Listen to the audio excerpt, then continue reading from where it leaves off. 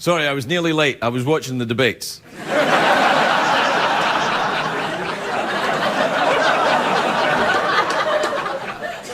I don't know what to say. I just don't know what to say about that debate.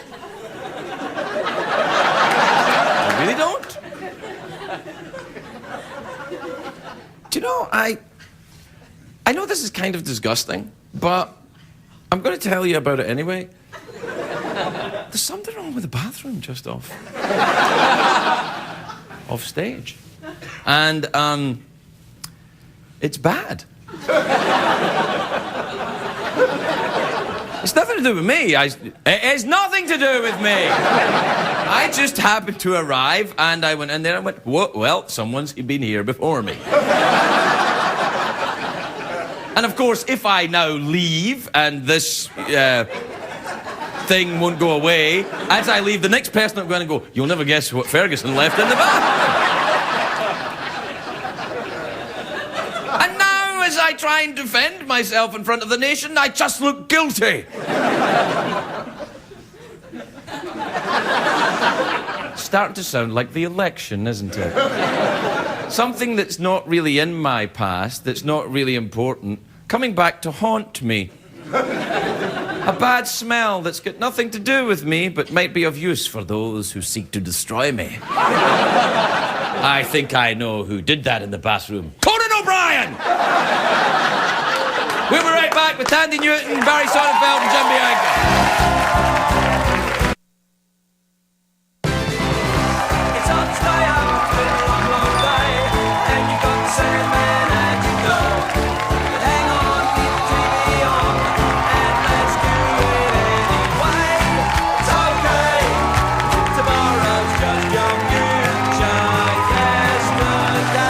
Ladies and gentlemen, Craig Ferguson.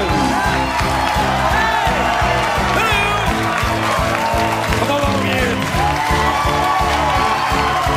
Welcome to Los Angeles, California. Welcome to the Late Night Show. I am your host, TV's Craig Ferguson. Please.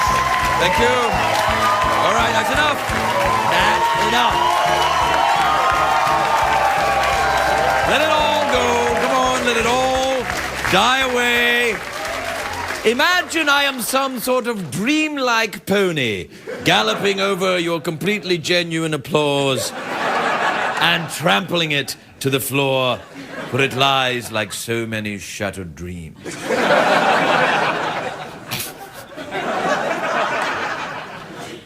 It's a great day for America, everybody. I'm saying that out of habit today because you see Wall Street again today. Ah! Oh my God! That Dow is going down faster than O.J. Simpson in prison. It's unbelievable.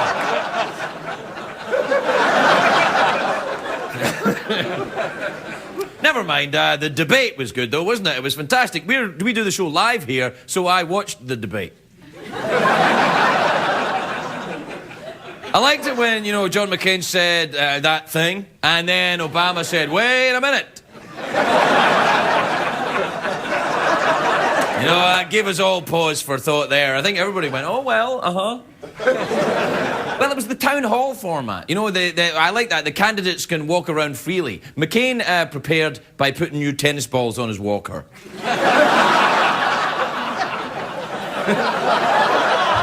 You see, he's old. If you have to explain the joke, it probably doesn't work.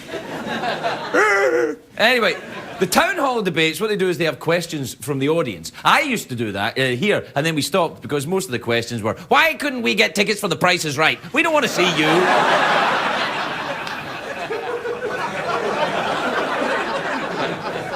They're laughing because it's true. I think they should have done the debate in a different format. It was in Nashville. They should have done it in the style of country music. A little country duet, perhaps. I lost my truck, that ain't no joke. We're running for president, the country's broke. All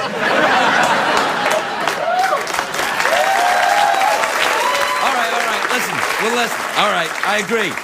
You probably guessed by now, I didn't watch the debate. I didn't have time. I was busy looking at my stock portfolio. Whatever the hell that is. I don't know what that even is. Anymore. Anyway, I can guess what happened in the debate, though. McCain and Obama will go through the motions. This is why Americans hate politics, because they're all scripted and focus grouped. It's like Entertainment Tonight. You know, when they say to the movie star, you know, what was it like making the movie? And the movie star goes, oh, it was always a great time, and everybody had a lovely time, and it's like a family, and everybody loved each other, and George Clooney played a prank, and blah!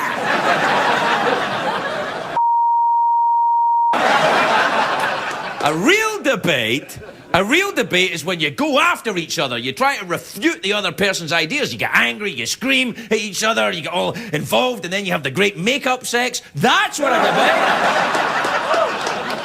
The problem is, the candidates are convinced that Americans don't want to hear the truth. I'm talking to both sides here. During the VP debate, I remember this, CNN gave the little dials to focus groups, and it tracked the responses. You know, so when Sarah Palin mentioned the war, the dials went down, and the commentators are like, looks like Palin made a mistake. The focus group doesn't like hearing about war.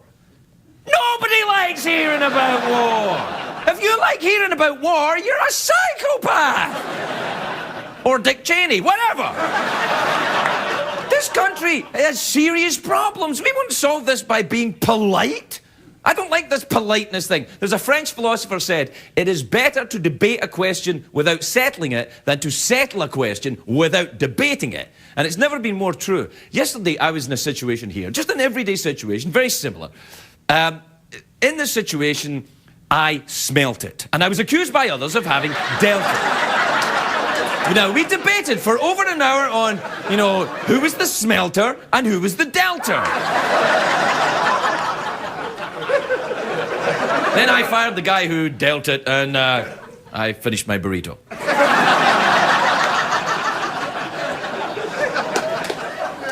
Anyway, no, it's the debate. The debates leave me very cynical. You know, they're phony. And you know who I blame for the phony debates? The media.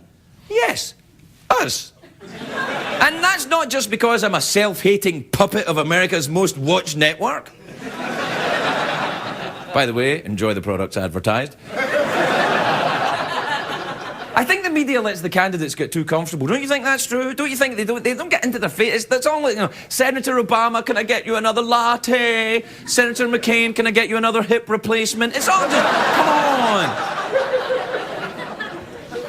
Being the president's a tough job. The media treats these guys like they're too cute to question, like they're the Jonas Brothers or something like that. But listen, the only major media figure who really holds these guys to account is Jon Stewart. It is. I love Jon. He does a great show, but he's a comedian on the Comedy Channel. What does it say about the state of the Republic when the best political analyst on television is right after BattleBots?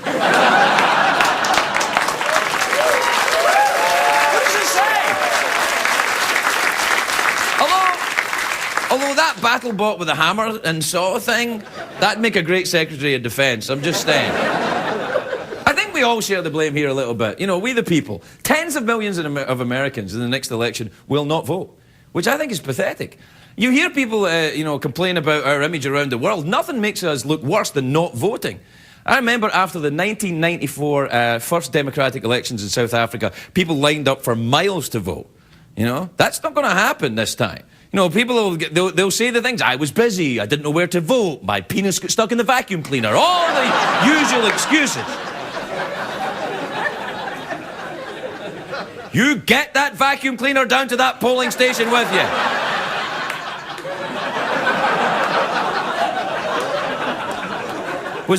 Did that really happen, or did I have a flashback? I've been having them recently. Well, we have to keep going because we're live. Anyway, I don't have they don't have a problem with this apathy about voting elsewhere. Democracy is always under threat, by the way. Always under threat. The threat that it's under right now is a complacency.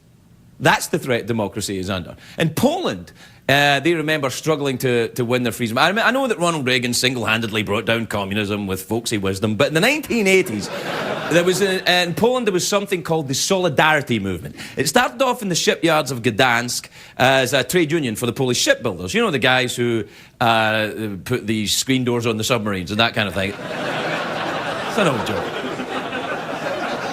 Anyway, in 1989, there was a nationwide referendum in Poland on whether they were going to stay with the Soviet Communist Party, or go for democracy. And the Polish government were instructed by the Kremlin to break the heads of anyone supporting an opposition party like Solidarity. People were scared. They didn't know what to do. And the night before the vote, Solidarity plastered Warsaw and Gdansk, the whole town, with a poster. And the poster had such a powerful image that it inspired the nation. Do we have that poster there? Not that poster! Show the real poster. That poster. That's what they said. That's a poster. That says Solidarity in Polish in red in the background. Show me it again. See that? That is Gary Cooper in High Noon. That's what they used. Instead of a gun, he's holding a ballot paper. The best way these Polish workers knew how to symbolize the struggle against communism was a single American armed with a ballot. Now, you remember that the next time someone tells you voting's a waste of time. Now go and buy stuff.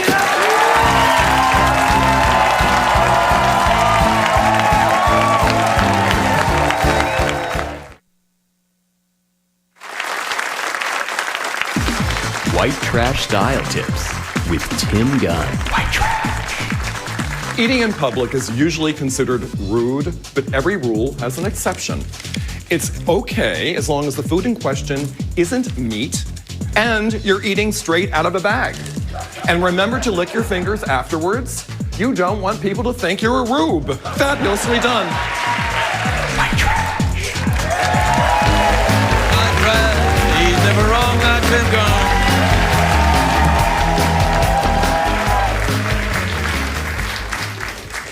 Hi. I cheered up during the commercials. I no longer wish to be grumpy or angry about the election. However, let me just say this now. Do you know when I was talking to you about Solidarity, the trade union in Poland?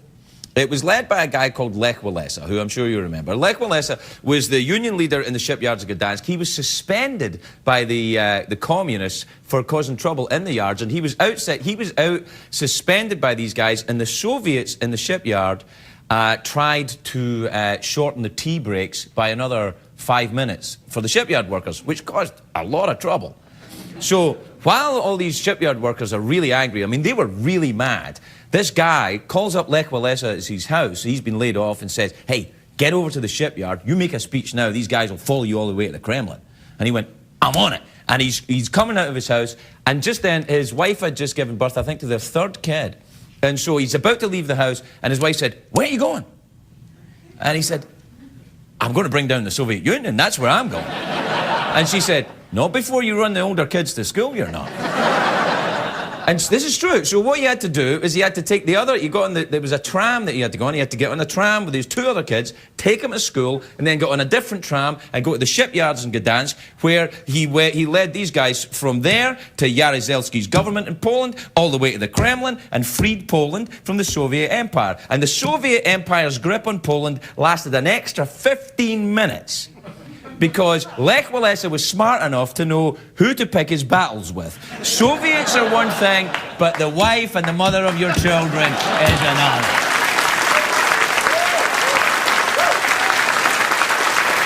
That's a true story. And when I say that's a true story, I have absolutely no information that it's true. No, it's true, apparently. You know, I mean, I don't know Lech Walesa. And I don't speak Polish, so even if I did know him, it's going to be, you know, a dead end. I'd be like, very nice to meet you, sir. He'd be like, I have no idea what you just said. But he would say it in Polish. Do we have time for an email? Do we? Yes, there's time for email. From them we're going to Delhi. Be careful what you eat, 'cause dairy points are smelly.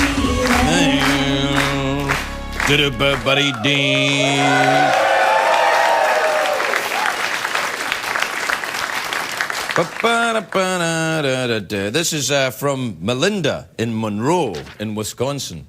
Monroe. I like the name of that for a town. Welcome to Monroe. Leave your gun with the sheriff. We don't carry him around here in Monroe.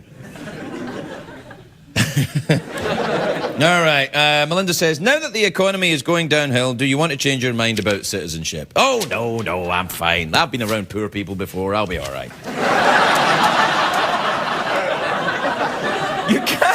You can't quit the country because we're short on cash. That's kind of like, I became an American, but, you know, they ran out of money, so off I went to France. You know, you can't do it like that. No, I'm in. Don't worry about me. You know, we all have to tighten our belts a little bit. It'd probably do me a bit of good. I'll be all right. Let's see.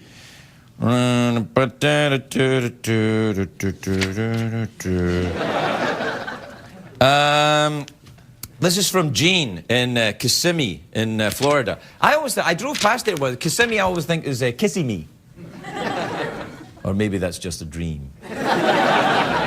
Kissimmee, Florida. Craig, I live near Disney World in Florida. Have you been here, and what's your favorite ride? Haven't. Don't have one.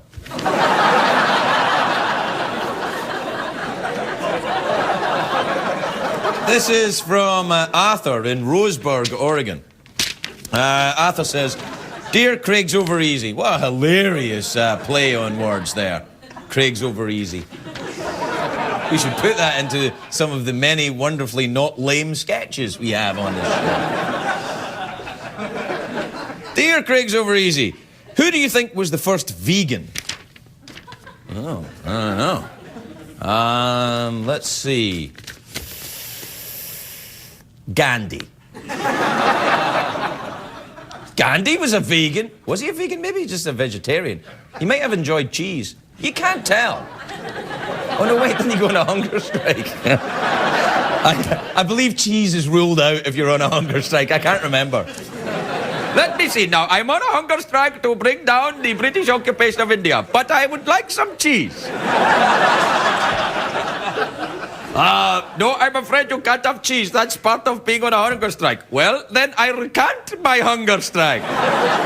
It's too late. The British have left. Well, all's well that ends well. It went something like that. I can't remember. See the movie. The movie's much longer, though.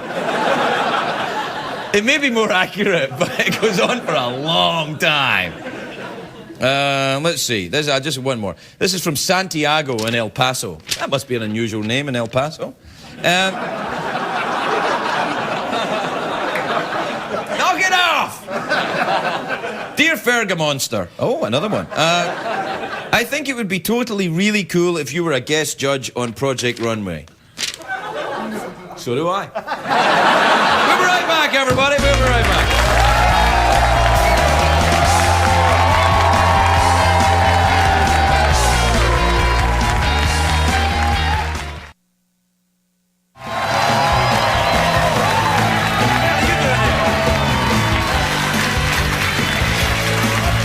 Welcome back, everybody. What are you doing there, Chris? I'm here in case Thandie needs help miking herself. Chris is a sound man. He never usually sits there, but Thandie Newton's coming out in a minute. Pretend, when I introduce her, pretend you don't know. And it's putting me off, you sitting there. Do you want me to leave? No, stay there. But stop undressing me with your eyes. And start using your hands.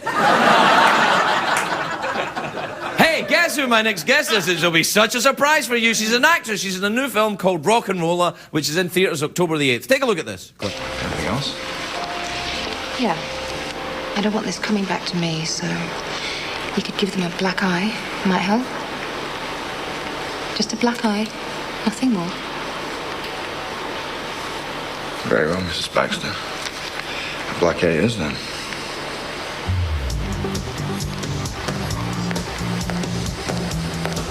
Nice shoes, by the way. Thank you. You'll be able to afford a pair of your own in a couple of days. Ooh, sauce! Thandie Newton, everybody.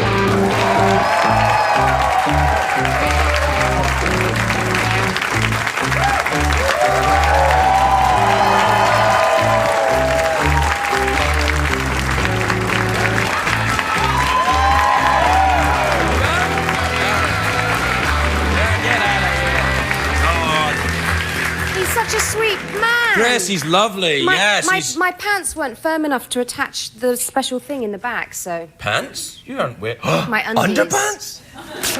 In America, pants, we call them pants. They're That's outside. right. My knickers. Do you call them knickers? We don't call them knickers either, no. We call them underpants. What's wrong with you lot? Underpants. I don't know.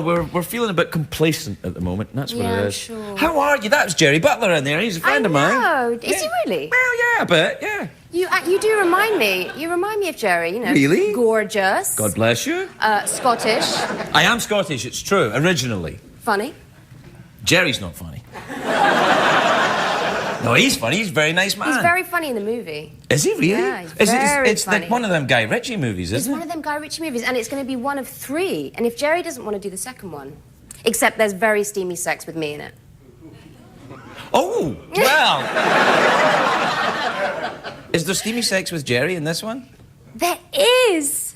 Well, I There don't is. want. Then I can't. I'm afraid. Well, you know, effort, love, effort. No, I will. No, did you get on well with Jerry? I had a brilliant time. Yeah, And in he's fact, very- but what was really annoying, no, that sounds terrible, but the sex scene that we had to do together, he was very ill that day. Oh, yeah. So- The old, sorry, this has never happened to me before. The old, I'm ill. We didn't even get that I think far, I've darling. got penis flu.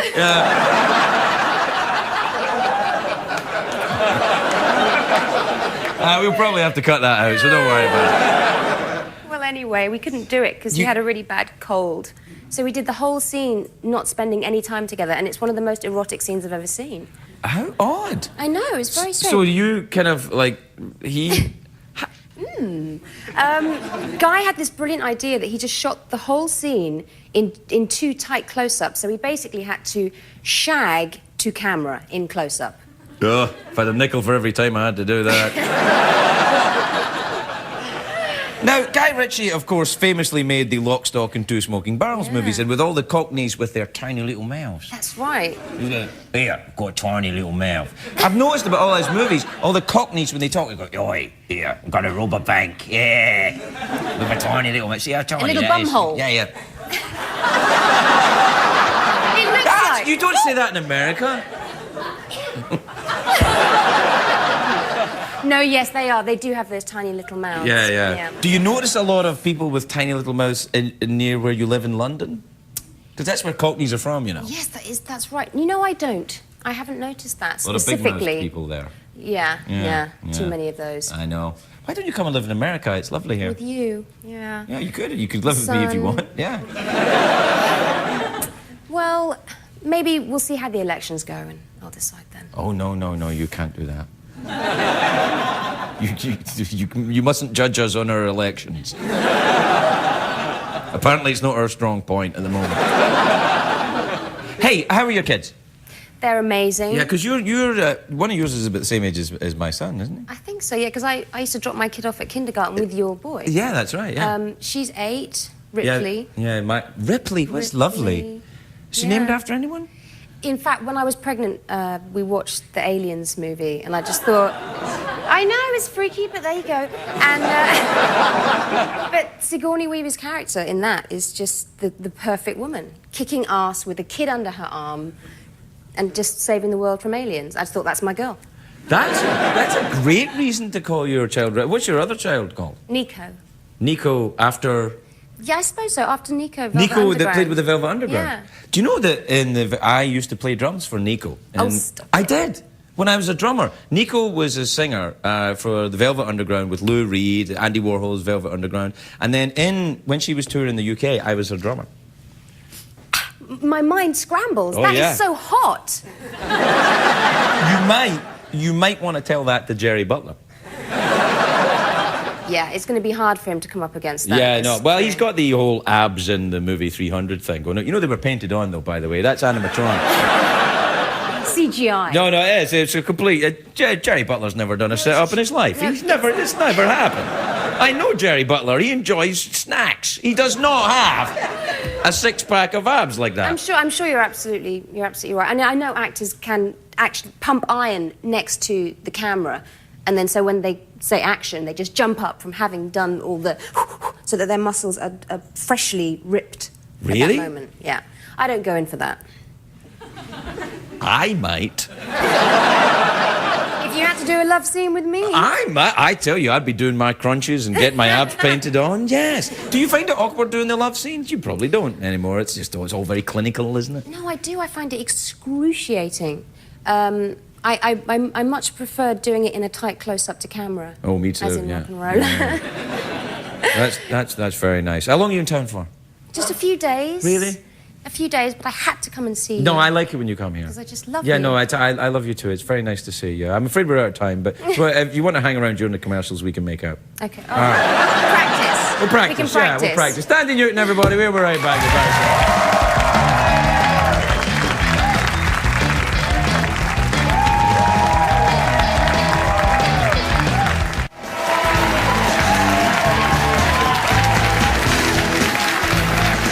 Welcome back, everybody. Welcome back to the big show. Oh, yeah, the one where stuff happens. I got nothing. Hey, I'm telling a lie. I have a fantastic guest coming up. He won an Emmy, which is a show business award. I know! He won a show business award for directing Pushing Daisies, which is I just added that. It's just called Pushing Daisies. It's not called Pushing Daisies. Or maybe it is. It's on Wednesdays on ABC, but it's actually pretty good. Take a look at this. Where's Nikki now? She's with some clown. A real clown? Yeah. We met the jackass and all his jackass buddies at the disco. They were with the traveling circus. This one dude was telling her all these stories about their big, glamorous life on the road. Next day, she took off. Took off? Said she wanted a fresh start. That was the last I saw of her. This circus got a name. A circus of fun. I know, it sucks. They can't have gotten that far. Do you mind doing the glass box thing? Because I love that. Hey!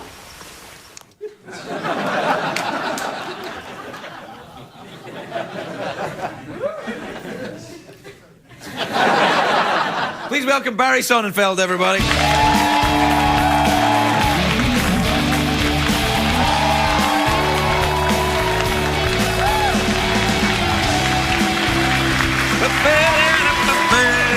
Hello, Barry. Hi, Craig.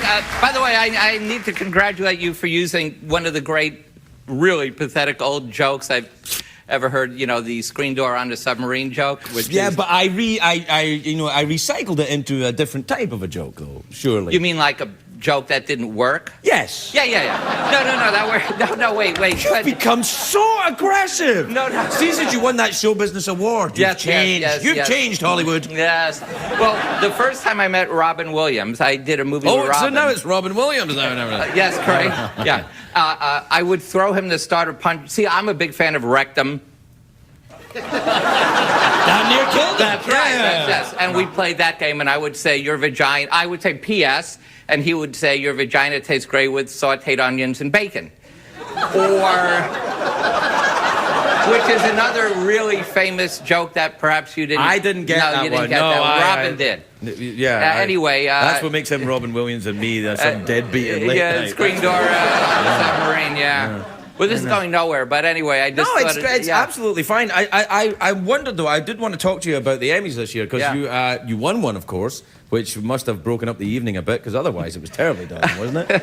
It was long. Yeah. And you made a very interesting speech, where you said we must love TV and fear the internet. Yes, I fear the internet. You do? Yes, well, first of all, I fear that my daughter's generation, Chloe is 15, I brought her to the Emmy Awards. Right. In fact, when he announced my name, she looked at me and said, did they just mention her name? And I said, I don't think so. And she said, I think they did. Anyway, it was a long conversation. All right, so Chloe will be the last generation, perhaps, that lives in a democratic America. Oh, gosh, I really? believe that the internet and McCain and Palin, because I fear that they will get elected because of whatever dirty tricks they'll do in Ohio, Florida, and the fact that, they probably have bin Laden hidden somewhere waiting to bring him. I'm telling you, I'm not wrong about this. All right. Okay, but we're going to move on. Right.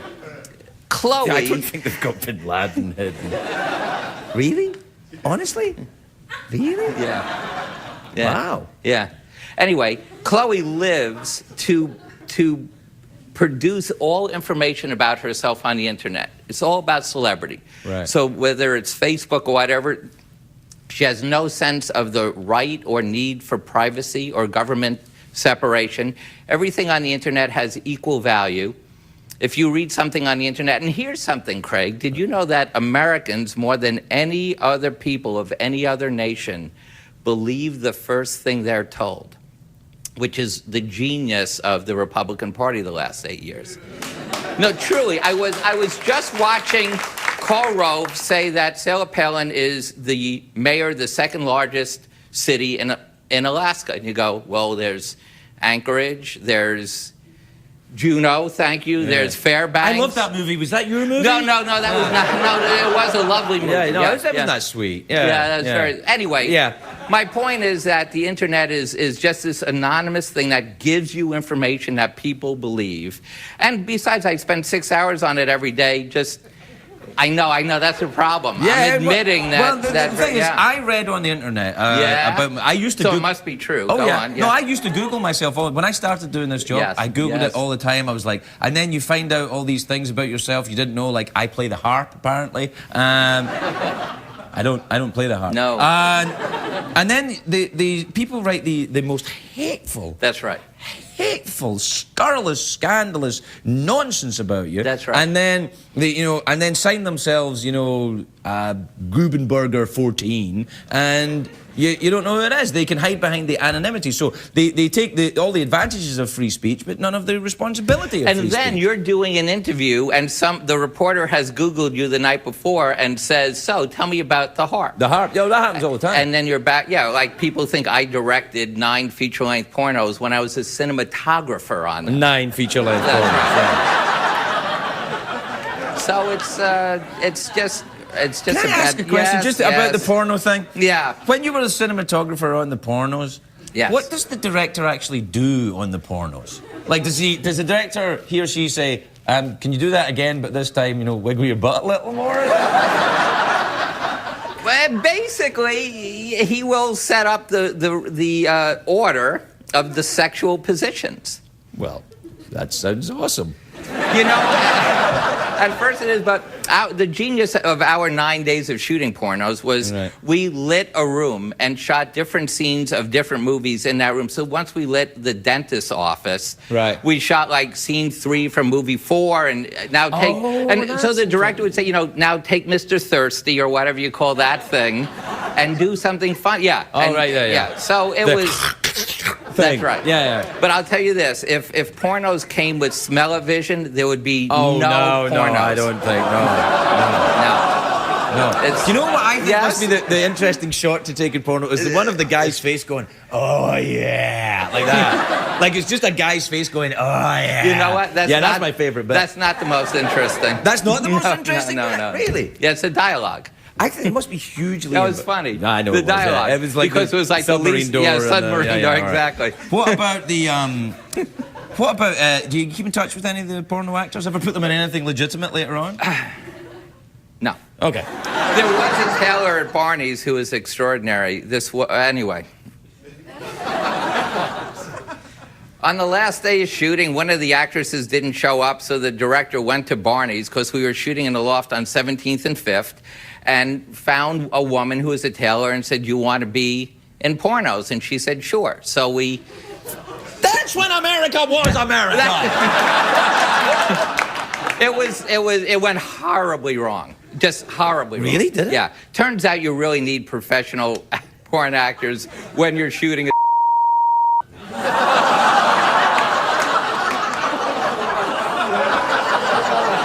Will any of this be on the show, Craig? Any of it? Although, you have said penis 6 times tonight. I know, and that's the only amount of times you're allowed to say it. Now with that 7th one, the whole show will be beat. Barry, we're out of time. It's always a joy to see you. Congratulations on the Emmy. Thank you so much. And well deserved. It's a wonderful show, Craig. Pushing Daisies. Thank Barry you. Sonnenfeld, everybody. We'll be right back.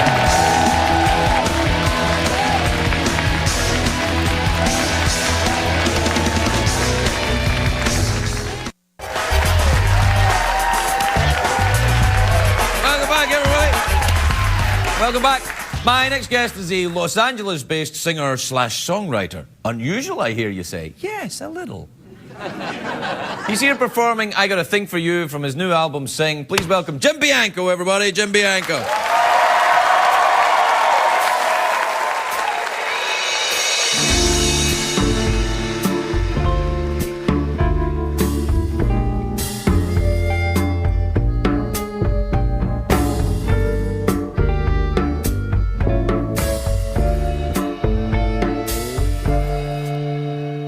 got a thing for you. I got a thing for you. I got a thing for you, and I can't let it go. You're so mysterious. You got me curious. I think of the both of us together all alone.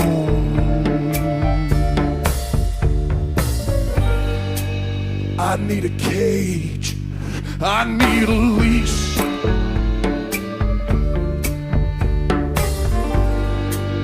Now that we've woken up the beast, yeah, and I wouldn't lie to you unless you want me to. I got a thing for you, and I can't let it go.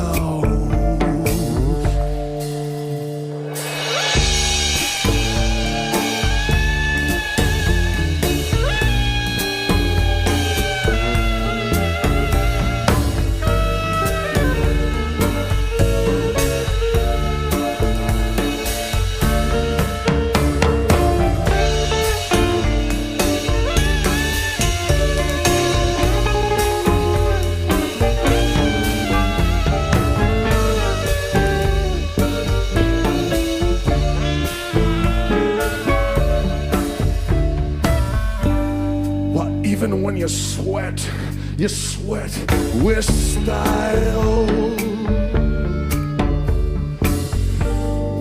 Make my imagination run wild.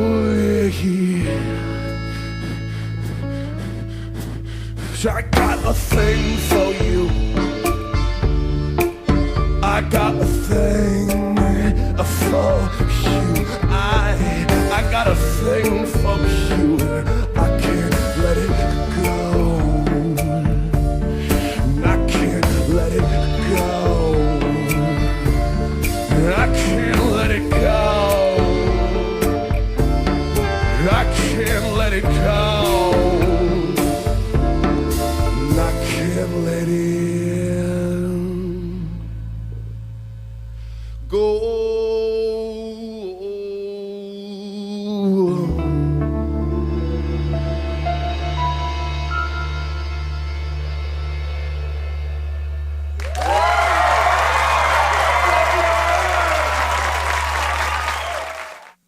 What did we learn on the show tonight, Craig? Meow.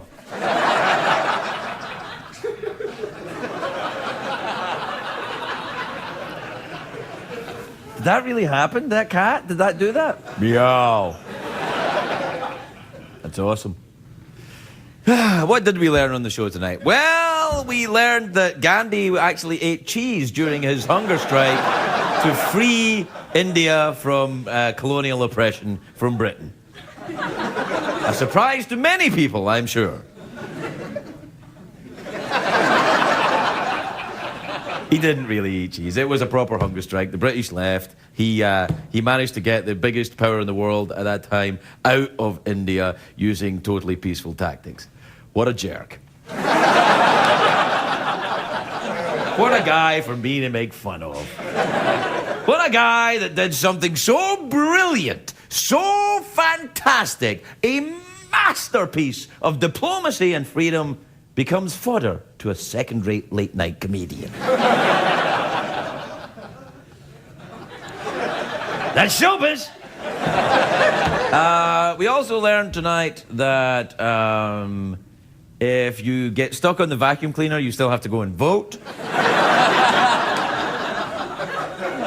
And that no one, and I mean no one, will ever win a smelt it, dealt it debate with me.